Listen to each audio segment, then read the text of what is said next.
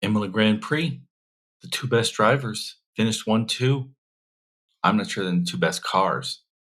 Maybe next year, Red Bull and McLaren will be the best cars with the best drivers. All right, you ready to go, son? I'm ready to go.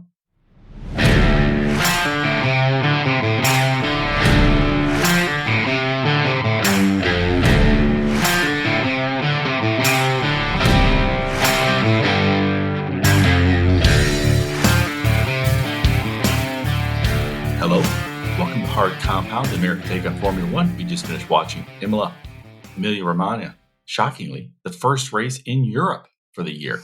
That doesn't seem possible, son, but not a shock. Another Max, Lando, Charles podium. Lando putting up a fight. Maybe needed just one more lap, maybe two more. I think he could have made it two in a row. Patrick, son, what are your takeaways from Imola Grand Prix 2024? Well, I think this was another strong display of talent, like you said, from, I think, arguably, but very possibly the two best drivers currently on the grid. Both Max and Lando looked in a league of their own. I think you're right. If we had a 65 lap race instead of a lowly 63, we may have had a different race winner today. But overall, I think it was a very fun, exciting race. The Tifosi in Italy, they always show up supporting Ferrari. They got a pretty good show, maybe not one that they were hoping for, but at least there was a podium there. It's been kind of disappointing for quite some time for the Tifosi in Italy, so nice that Leclerc was able to get up on the podium. Overall, though, a fun weekend. Weirdly, like you said, the first European race of the season, but we're going to get quite a run of them here. So we'll be making our way through the continent for the next, month or so. That should be fun, exciting, and always, a good time to see some of these more traditional tracks. I said the two best drivers in potentially the two best cars, but I'm more confident in saying really the three best drivers in the three best cars finished 1, 2, 3. Max, obviously dominant. Red Bull dominant. Lando putting up a fight to the very end. I think he's now proven all the doubters wrong. Charles Leclerc, I'm not sure he has the fierceness, the mettle to be a champion, especially when he's competing with folks like Lando Norris and Max Verstappen. But that was a good podium. Although I think another fun story was Max, from what we've heard, basically Max is the quintessential 20-something. He spent all night gaming and then had to abandon his gaming to go to his real job, which is being an F1 driver. Yeah, he's funny. I think he's just a competitive racer. A lot of his gaming is just F1, the game. So he's always racing, always improving. And I think it's very clear, definitely shows just how much effort and time he puts in to his craft. He's just so strong in every way, in every race, even if the car maybe isn't set up as well as he and Red Bull would like. Maybe if it's not as clear that it is the dominant car on the track, he still finds a way to get pole. That's 8 straight poles as of this weekend. And, almost always is able to get up onto the podium and more often than not onto the top step of the podium. So really pretty impressive from him. And Lando, like you said, just fighting all the way to the end. We've had this kind of discussion about who the top British drivers are on the grid, since there are quite a few of them. And I think it's safe to say at this point, Lando is proven right now in 2024, he is the best British driver on the grid. Yep. I think Lando's definitely proven himself to be the best British driver. And, his teammate Oscar Piastri, still green, but he's learning fast. He's quick. McLaren have a great team. I've also said, I've mentioned repeatedly now, I compare Max Verstappen to Michael Jordan. He's the Michael Jordan of F1, just that ability combined with the relentless competitiveness. But maybe he's bigger than that or better. I mean, Michael Jordan, while he was at the top of his game, he was also thinking about gambling, making his next bet, maybe playing baseball. Max, it's all F1. F1 real and F1 gaming. That's it. That's his life. So he might prove to be in almost any decent car nearly impossible to beat. But, we talked about Lando. I mentioned Oscar, mentioned McLaren. McLaren seemed for real. They have brought upgrades. Lando won last week, second place this week.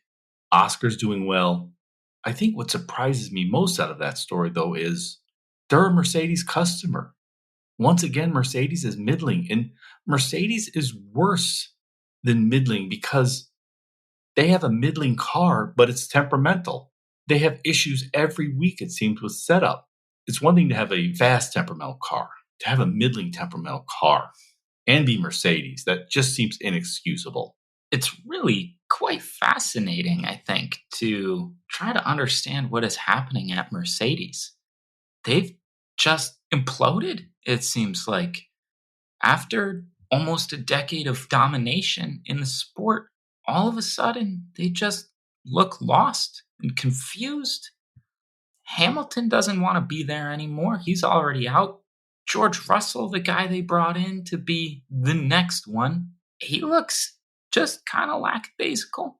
Not all that interested in driving quickly or really doing anything positive for the team. As a whole, the team seems complacent. I don't know what it's like actually at the factory, with all the people working there, but the fact that Mercedes has fallen so far so quickly, like you said, the fact that McLaren is a Mercedes customer, they use the same power unit, but is clearly so much quicker, is really a conundrum. I don't know why that's happening. It absolutely should not be happening. But McLaren has figured out how to set up their vehicle, how to design and engineer the best suspension, aerodynamic pieces, everything in order to be fast and to be competitive. And Mercedes for the last 3 years has not really been competitive at all. McLaren is still 50, 60 points back, I think, of Ferrari for second place. But the way that they've been driving the last few races, after they brought in all those upgrades, this is a very fast car, a very fast team. They can close that gap quickly. And quite frankly, the gap to Red Bull now from Ferrari, it's only about 50 points. That is not a lot. I was surprised when I looked at how close the standings are in the constructors. A bit less so, I think, between drivers. Max, I think, is in first, Charles in second. But I think, it may look close to some, but I think Max is like 6-7 points a race ahead on average. That's going to be tough to beat him. But with Carlos and Charles, Ferrari getting better, there is a real threat to Red Bull in the constructors, which is somewhat surprising to me. F1 often goes through these eras of domination. We had Lewis Hamilton winning for Mercedes all those years, now Max at Red Bull. And a lot of people say, we have to do something to pull back Max, to pull back Red Bull. We need to change the rules. We need to jettison the spending cap so Mercedes, Ferrari can spend more. Credit to Christian Horner. He's put together the best team. He's got the best car. He has the best driver. This should not be about creating new rules to artificially pull back Max or Red Bull. The other teams need to step up. McLaren is stepping up. Ferrari, I think, is stepping up. Ferrari seem to be putting the pieces into place. Although I'm curious now to see what happens next year because, it's been a long time since Lewis Hamilton has won a race. It was in 2021. That's 3 years ago. That seems almost shocking to me. More shocking is, as you were saying about Mercedes, is how bad they are doing. I mean, winning and money mask a lot of faults, I think. And we all just thought, well, Lewis Hamilton is the best ever. Toto Wolff has put together a team no one can touch. Suddenly new regulations come along 3 years in, and they're falling behind their customers, like McLaren. So I'm not sure if that can be fixed with new rules or even more money. Mercedes needs to figure this out. Another thing I was going to mention was we thought Aston might get better, but it seems like sort of like last year, they seem to regress as the year goes on, which is never a good sign. You should just keep getting better. They did not look good this week. I believe 19th place is the worst position Fernando Alonso has ever finished. Outside of DNFs and literal crashes, but an actual P19. I think I even mentioned this during the race. Like, why doesn't he just retire? This is not working. But yeah, P19 for Alonso. Aston's not looking good. I think there were initial early rumors that maybe Red Bull's Adrian Newey would go there. I'm not so sure this is going to happen. That's another team that needs to step up. But honestly, all of them do. And not just those at the front wanting to catch Red Bull. Those at the back wanting to move up into the mid. I mean, Williams, Stake, Sauber, Alpine, put all those points together from those three teams. What is it? 1? Whereas Haas, with half the budget, is 7. I mean, Nico Hulkenberg is, I think, a solid, strong driver, but, all the teams need to step up. This is not about regulations or spending cap. The other teams need to deliver. Yeah, this is an ongoing just issue, I think, with Formula One in general. And there's so many teams that just are not competitive. And frankly, there's no real reason for it. You mentioned Williams. This is a team that is ingrained in the history of Formula One. They are one of the most or the winningest teams in Formula One history. There's no reason that they should be the worst team on the grid ever. Never. And yet for 10 years, they've been the worst team on the grid. It's embarrassing. It's shameful. They just signed a young, very talented driver in Alex Albon to a multi-year contract extension. And frankly, I think that was a bad move for Alex Albon. He deserves better than what Williams can give him. And that should never be the case. Yeah, I actually think my view of Alex Albon is taking a hit. Because if you're an F1 driver, you need to think you belong in F1 at all times. You need to think you can outrace anyone. You need to believe that if you're in the best car, Red Bull right now, you'll win. Albon's signing multi-year deal with Williams. I mean, this is a garbage team. I hate to say it, but it's true. They've been garbage for years. I'm not seeing much improvement. James Vole says, Logan Sargent needs to step up. I'm like, sorry, James, you need to step up. You've been there a few years now. This is not a good team. And I don't even know how we got on this topic, but yeah, I mean, my view of Alex Albon, it went down a bit.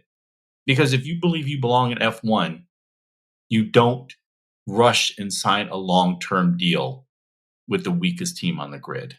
Yeah, that was confusing to me. This Sauber team is embarrassing also. There's no reason for them to be as poor as they are. I think Audi can't come in soon enough. Who are the other teams? Alpine is insane.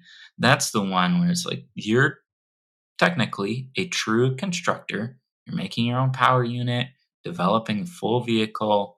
You are part of a literal auto company that makes vehicles.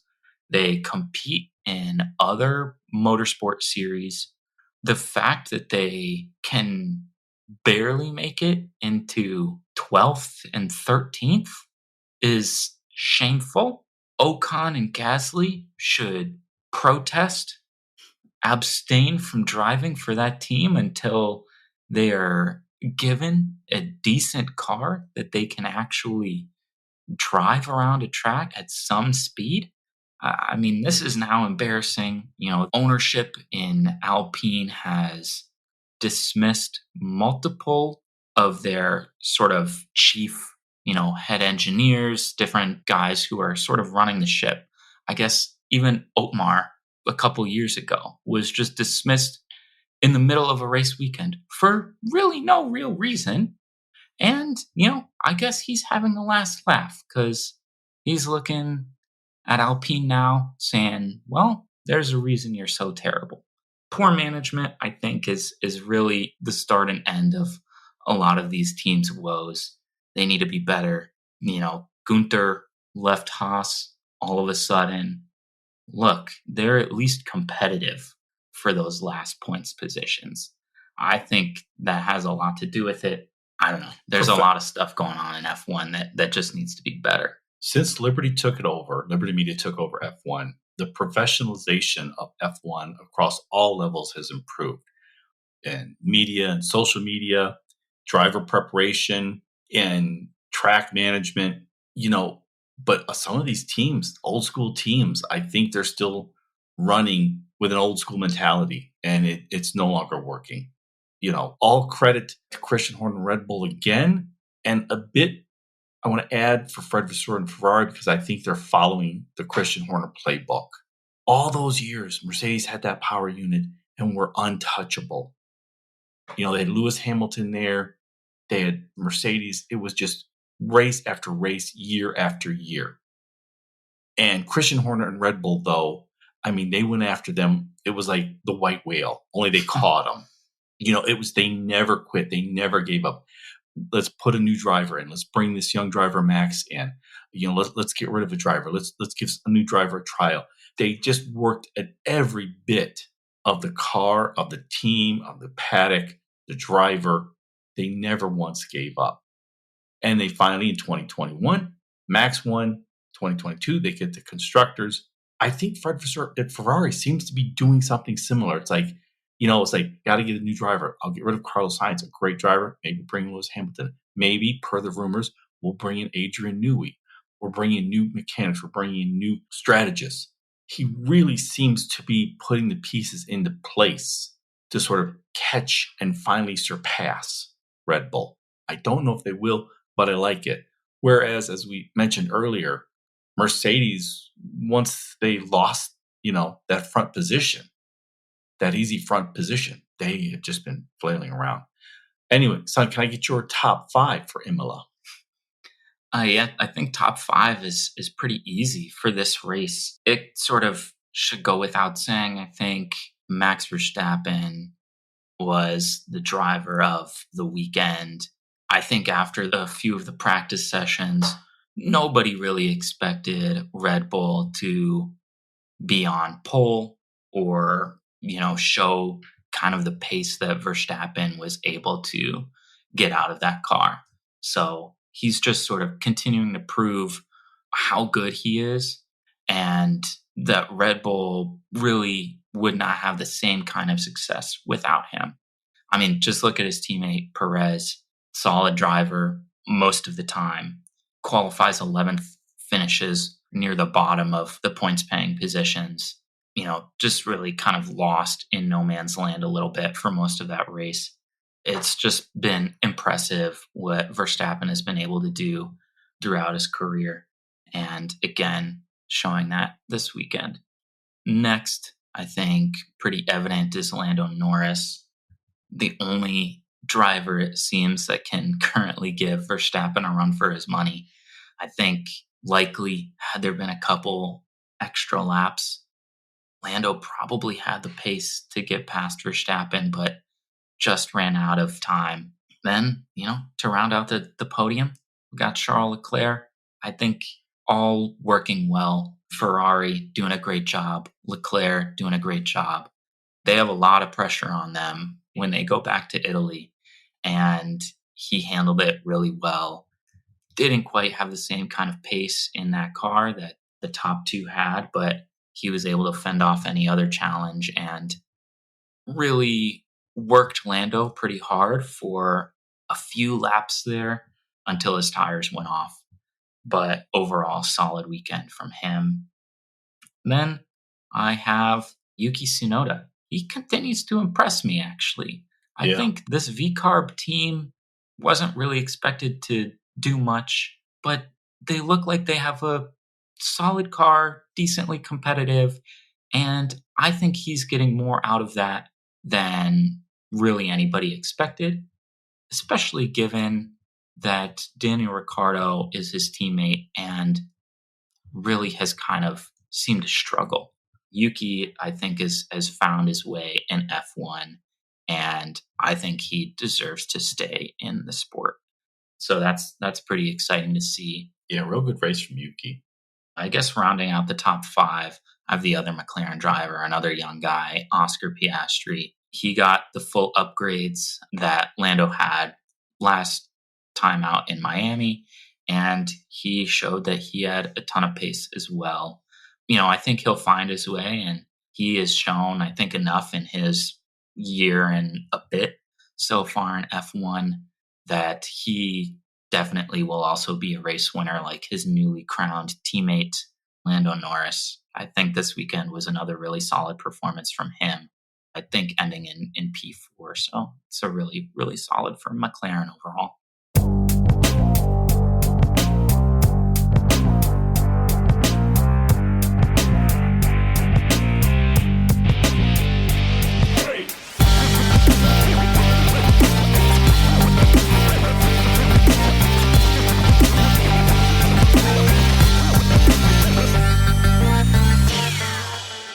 All right, switching to the soft compound. I was in Las Vegas this past week. I was at the F1 facility. It looks nice. It looks like it should be much bigger than it is. It's in a area not far off the strip that looks prime for gentrification. I think they're really going to develop it well, make this into a long-term commitment. And there's so much potential there, not just for the race, but for F1. There's enough room there. I think they can have an F1 museum. I'd like to see them do something like an F1 experience, not just have sims, but maybe some sort of interactive activities there. It really is a great location for them, which I was surprised. And just the long-term potential, if F1, if Liberty Media is willing to commit to it, really is there. This race, we didn't have David Croft. Crofty wasn't there. Martin Brundle wasn't there. I thought the folks who stood in for them did a good job, but I did miss them. I did want to say, though, as someone who rarely listens to podcasts, on the drive out of Las Vegas, listened to Beyond the Grid, and Martin Brundle was in it. And it's a really good one. He talks about his accident, that it didn't ruin his F1 career, but it dramatically limited his F1 career. It's a real good episode. And it also, touches on, how F1 was just, 20, 30 years ago, which to some seems like a long time ago, but in the history of the sport is not, although it's just so much different than it is now. So I thought that was a good show. Yeah, that's interesting. I'll definitely have to give that one a listen. I really like Martin Brundle. I love it when he does grid walks before the races and kind of interviews some of the drivers, some of the team principals, some of the other celebrities and folks who are down on the grid before the start of the race. I always like him, his commentary, and just his overall knowledge of the sport is pretty amazing. So I too missed him this week. But, as the rest of them go, it's pretty good to hear from other guys in and around the sport who have some racing experience, maybe not in F1, but, a lot of these guys do karting and other sort of junior series, which is fun to hear about as well. So this was the first race in Europe. It was in Italy. You've already mentioned the Italians and Ferrari Tifosi. There's some good Ferrari backstories. For example, Carlos Sainz, a solid year, but he's no longer going to be on the team at the end of this year. That shock announcement where they're getting rid of him and bringing in Lewis Hamilton. Are you surprised that now that shock is worn off, that he still hasn't announced a deal? It seems as if Red Bull will not be getting rid of Sergio Perez. The number 2 team, Ferrari, well, he's gone. Number 3, McLaren, they've got their young driver pairing, Lando and Oscar. Then who's next? Where does he go? Mercedes, I guess that's certainly possible. Everyone thinks it's going to be Sauber, the new Audi team, but I'm not sure. And I'm not sure what's the best bet. I think he could be the star at Audi. He could be a great brand ambassador at Audi. There will be no pressure if the team finishes poorly and a lot of glory if it does well. Whereas at Mercedes, This is a team that's really not performing up to snuff. I don't know when they will again, if ever. So I'm not sure. What do you think Carlos will go or should go? Yeah, it's kind of weird because he's in essentially the prime of his career on Ferrari, and then all of a sudden he gets stuck trying to figure out where he's going to go next. And really, I don't know that there's any attractive options. He wants to win races and has the capability to do so, as we've already seen this season, being one of only 3 drivers, I guess, this season to win a race. I don't know where he's going to go now at this point. I've been saying he's just going to swap places with Hamilton this whole time, but I just don't understand why anybody would want to go to Mercedes right now. They're floundering. Their management seems to be blaming everyone except themselves. I wouldn't want to go there. So I don't know why a guy in the prime of his career would want to go there either. The greatest driver of all time is like, I'm getting the fuck out of here. So I'm like, yeah, I'm staying away from Mercedes. So that said, where else does he go? Aston technically has a seat open, but Stroll's not leaving. Right. So he should, but he's not. The only other, you mentioned the new Audi team potentially. The only other place I can think of is replacing Ricciardo, driving for that V-Carb team. But look, this is Carlos Sainz in the prime of his career. He's a race winner. He wants to continue winning races. And that's the most attractive option? That sucks. I would be very disappointed if Carlos Sainz signed with Racing Bulls. But you're right, I hadn't thought of that just because it just seems so preposterous. But he may have to go there. It seems almost certain that Mercedes would make him an offer he would accept rather than going to Racing Bulls.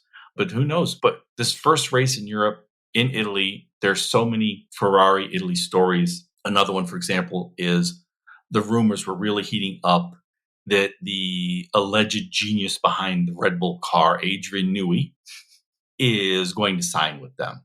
Adrian Newey knows more about F1 than anyone maybe ever has. About the cars, certainly. Certainly he's one of the all-time greats. His influence should not be understated. I do think Christian Horner is a great guy. And so even though Adrian Newey was signed to a contract, he asked to be let out of it. And Christian Horner said fine and did not force him to sign a non-compete clause. So Adrian Newey can't go anywhere. I don't know. Maybe he wants to retire. Maybe he wants to develop his own car, like a Koenigsegg, call it a Newey. But maybe he does want to go work with Hamilton at Ferrari or maybe with Alonso at Aston. I'm not sure. Yeah, I'm not sure either. And I see, all these different headlines and articles and social media posts that are either predictions or they're going, oh, here's a quote from Newey or whoever. And, like I saw something, I have no idea if it's true or not, but supposedly Newey said he wants to stay in Formula One, but I guess not with Red Bull. So who the hell actually knows? Yeah, it's weird. It'll be interesting to see if he stays in F1. And if he does that team immediately become, the dominant team? I can't imagine that one person would have that kind of effect on a team, on a vehicle. But who's to say? Maybe he is a god, a Formula One god, and he, makes Ferrari the dominant car next season. I don't know. I don't want to discount Newey's abilities, but there are a lot of great engineers, designers, aerodynamicists in F1 now. The 2025 car, it's not locked in, but it's close. So I think Newey's contribution will be wherever he goes in the 2026 car with the new regulations. Another, I think, big story with Ferrari in Italy, maybe the biggest one of all, is Lewis Hamilton going there next year. And I am curious as to how that's going to work out. Lewis Hamilton, whether you like him or not, he's a diva. And that is not meant as a dig. He's an F1 star. He loves his fashion. He's a media star. He's a brand ambassador. And that's going to be an interesting combination given the tight ship Ferrari likes to run with its image. I also think there's two other storylines there. One is Lewis Hamilton in 2025, Lewis Hamilton of 2015, one of the all-time greats, maybe the great? Or will he be more like Tiger Woods in 2024? The all-time great, or one of, let's say with Jack Nicklaus, but once again, not getting it done.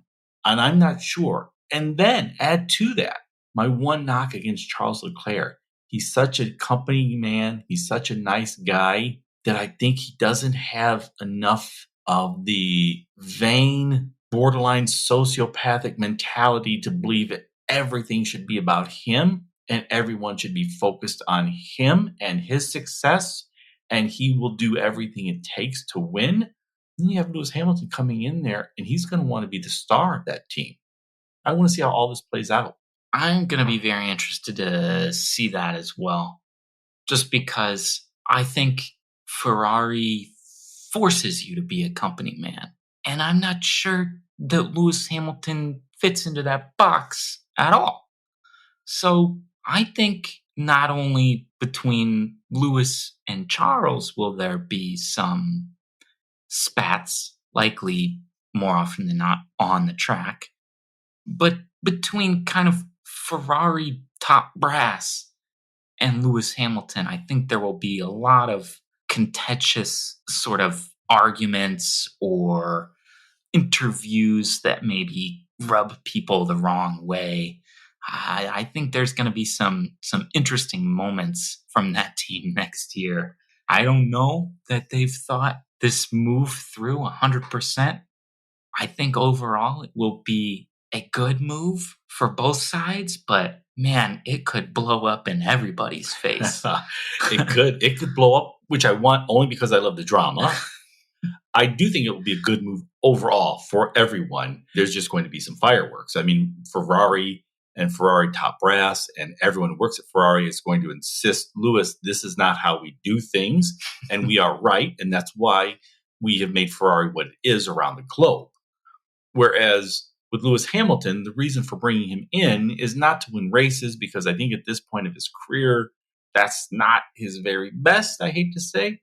I think it's to appeal to a new level of rich around the world, a new rich demographic, similar to what, say, Lead Golf is going after, that Lewis Hamilton can, I think, rightly say, Ferrari does have a way of doing things, and this is why Ferrari has succeeded.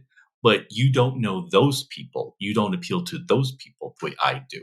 It's like all the money flowing into Lead Golf.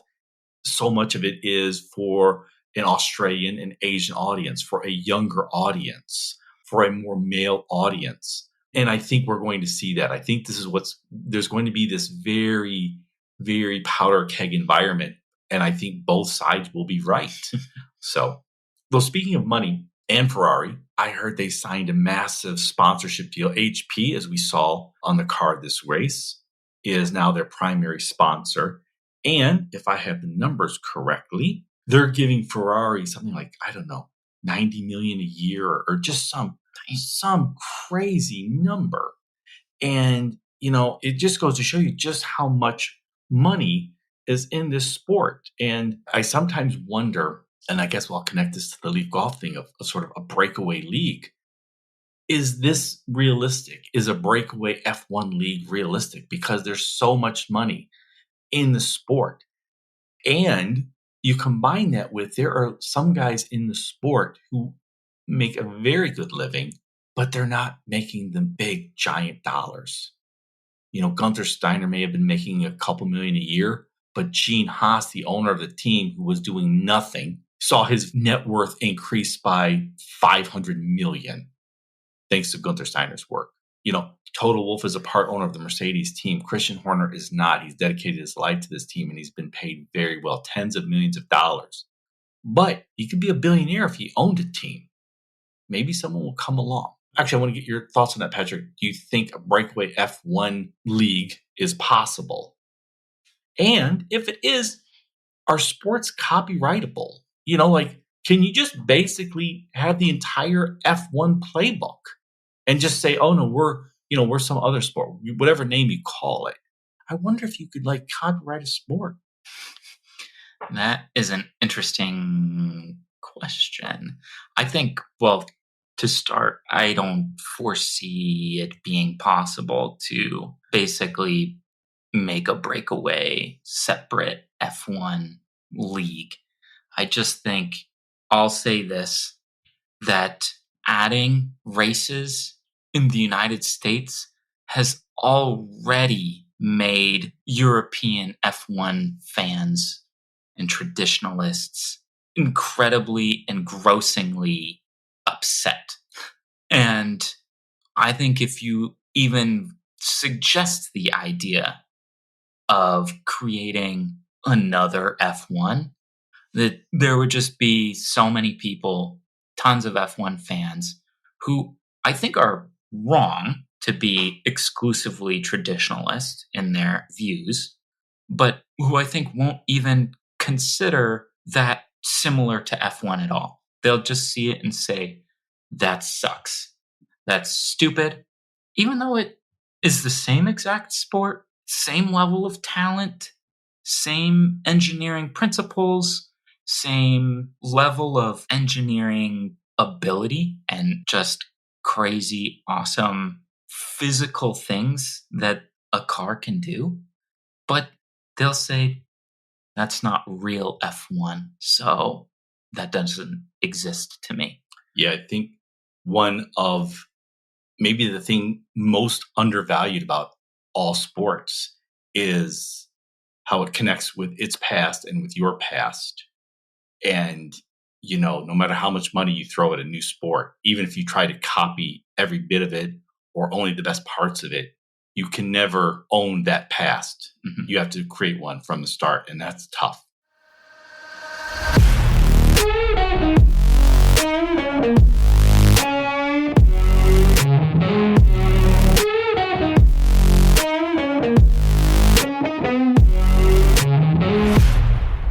Across the line, that's our segment where we predict the top 5 for the next race. The next race is Monaco, lovely Monaco. In Across the Line, once we choose a driver, he is off the board. The other person can't take him. If he does finish in the top 5, we get 1 point. If we get him in the exact right spot, we get 3 points. Patrick, son, what's the current standings in Across the Line?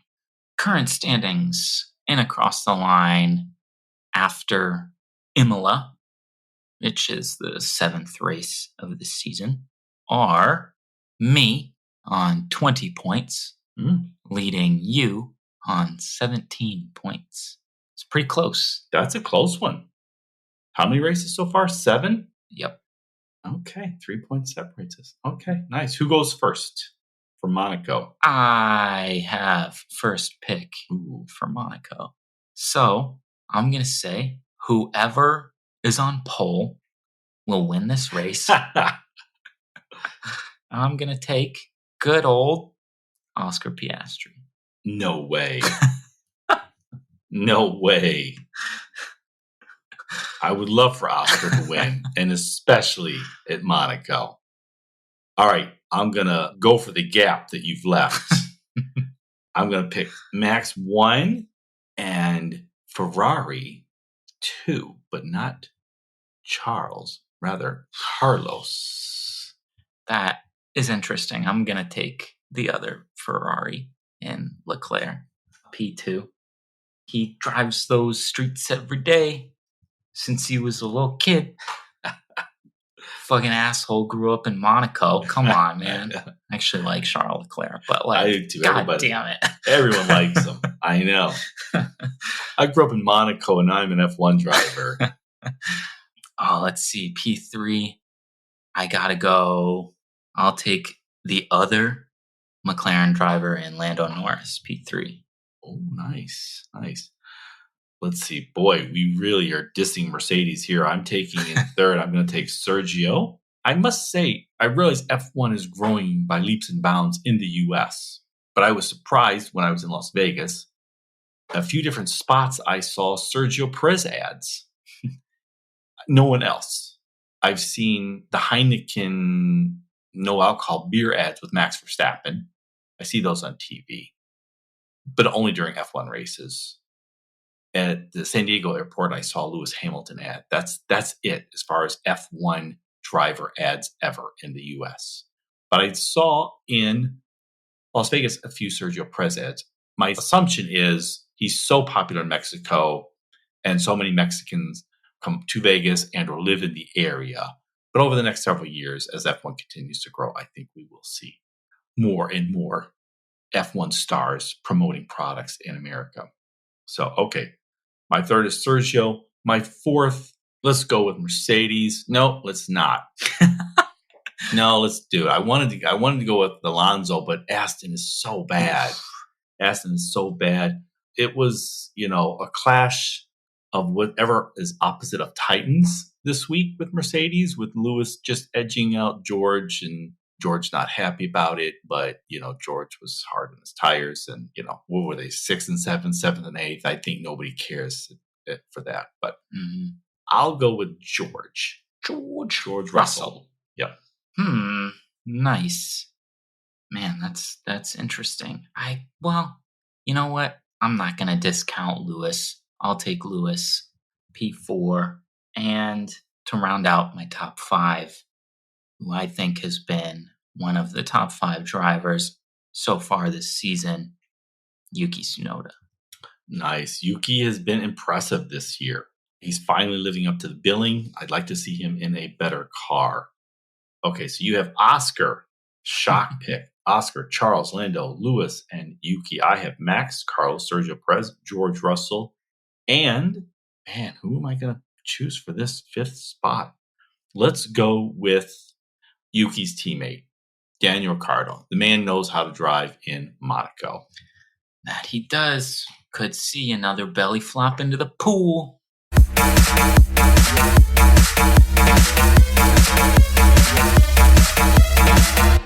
Any crazy predictions, son? Aside from my prediction that Oscar Piastri wins in Monaco, I keep hearing all these rumors that we're going to get another race, a 4th race in the US. It's going to be in Chicago, street race. I think day after Monaco, F1 will officially announce a race in Chicago, 4th race in the US, and it will replace the Monaco Grand Prix on the F1 calendar. Oh, that would be a big one. I am not going to give a crazy prediction then. I will just go along with that one because that's a big one. I think now with Las Vegas, now with Miami, I know our European friends don't want to hear this, but there's enough glamour, enough star power, enough media, enough of the F1 experience that I don't think Monaco is needed anymore. Even though earlier I said, one of the primary values of any sport is its history. And Monaco and F1 are just so completely intertwined. But I'm going to second your crazy prediction, Patrick. Yeah, I love Monaco. I would be happy if it stayed forever. But frankly, the race in Monaco is not what it used to be, just given the size of the vehicles now, the speed, all of it. It's hard to have a race in Monaco these days. I still love it, but I think it is running its course. So I think it's coming. All right. I want to thank you all for listening to everybody's most beloved father and son F1 podcast. Remember to subscribe, leave a review, and tell a friend. And we are lights out. See ya. Thanks for listening.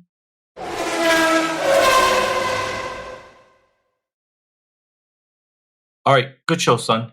I saw before the race a news item that Brad Pitt F1 movie, tentatively called Apex, has a budget of over $300 million. Yeah, I saw that. All I could think of was, we'll just scrap the movie and make the best ever F1 car in history. You just finished listening to Hard Compound, recorded in Ann Arbor, Michigan, and around the world.